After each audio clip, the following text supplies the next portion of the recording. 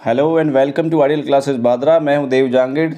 दोस्तों, आज हम बात करेंगे विदेशों में फंसे भारतीयों के लिए वरदान वंदे भारत मिशन और ऑपरेशन समुद्र सेतु। ये क्यों इम्पोर्टेंट है? एक तो आने वाले जितने भी एग्ज़ाम्स होने वाले हैं उनके पॉइंट ऑफ व्यू से ये बहुत इंपॉर्टेंट है। इसमें से कोई ना कोई क्वेश्चन पूछा जाना बहुत ज़्यादा चांसेस है, आप ये मान के चलिए निश्चित है।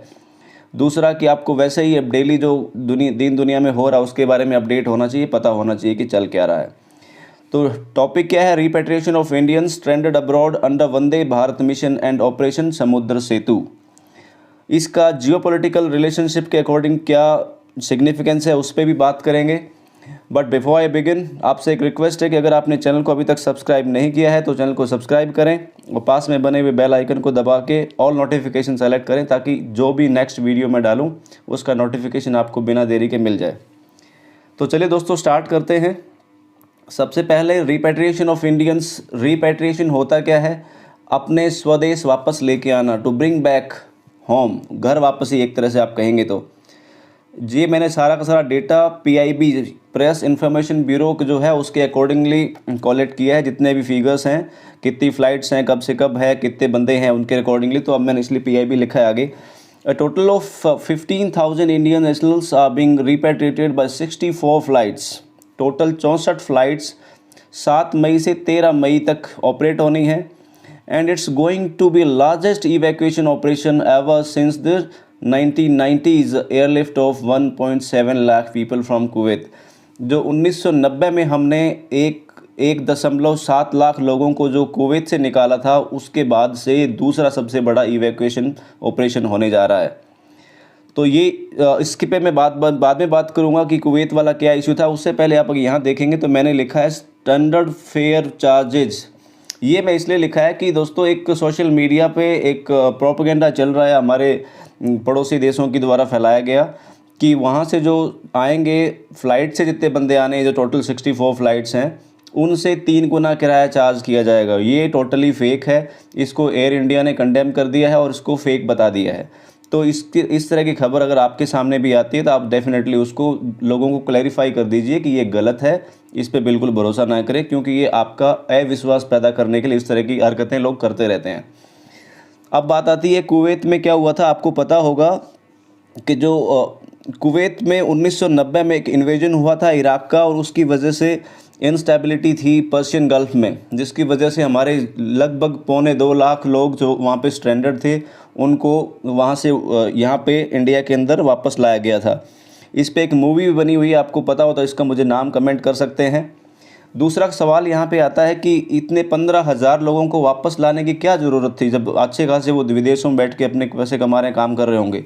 तो दोस्तों, यहाँ पे मैं आपको बता दूँ कि हर एक भारतीय जो विदेश में रह रहा है वो धनवान नहीं होता है। कुछ लोग बहुत ऐसे हैं जो प्राइवेट जॉब करते हैं, कुछ डेली वेजेस का काम करते हैं, कुछ मशीनरी का काम करते हैं, छोटे छोटे जॉब भी करते हैं, कोई ड्राइवर्स हैं।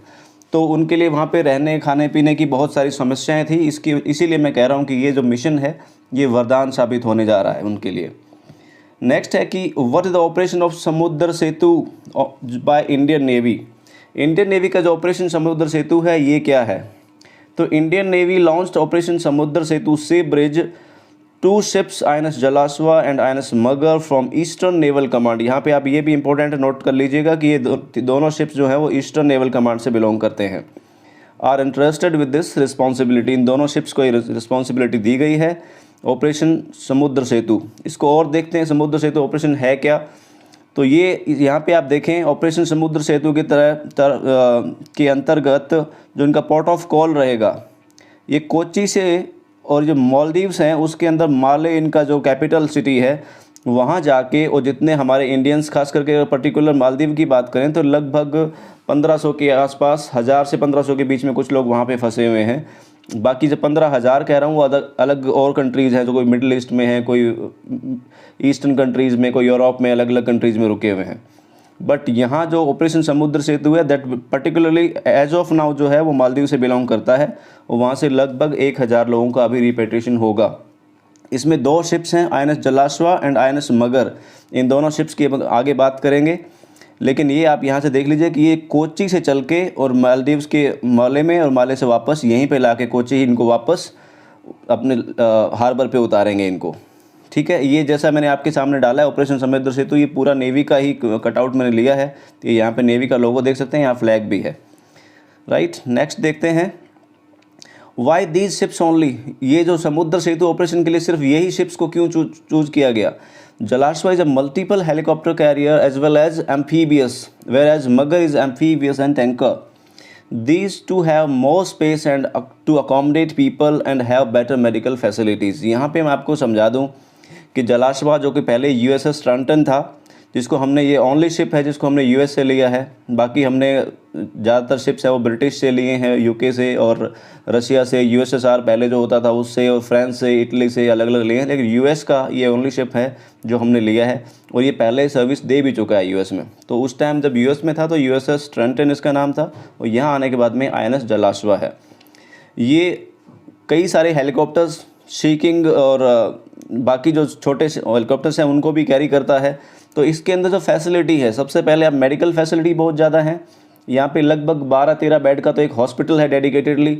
इसके अंदर डेंटल सेंटर भी है, इसके अंदर ऑपरेशन थिएटर है, सारे की आप ये समझ लीजिए कि एकदम सोफिस्टिकेटेड सिस्टम यहाँ पे मेडिकल फैसिलिटीज़ के अवेलेबल हैं।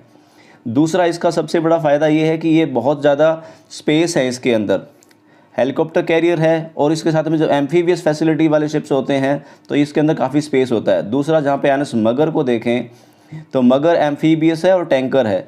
अब आपके दिमाग में यहाँ पे क्वेश्चन आ रहा होगा कि एम्फीबियस क्या होते हैं, टैंकर क्या होते हैं।